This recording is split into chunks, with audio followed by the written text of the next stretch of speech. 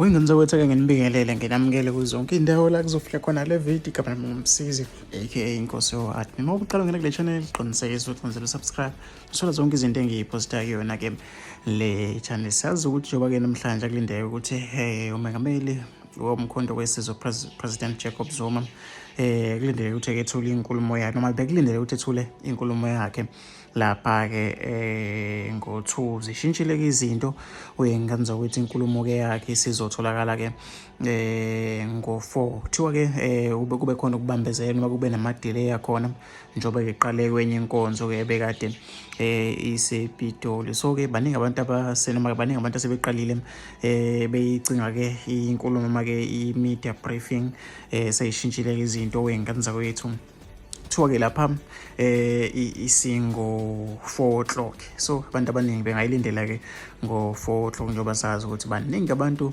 abalindele ke le media briefing ka Jacob Zuma. Sihlanga lapha kwi-comment section nami futhi login update ngayo yonke into ezobe yenzeke lapha kwi-media briefing. Okwakho nje icindezela usubscribe uzothola zonke izinto esiyiposta kuyona ke le channel.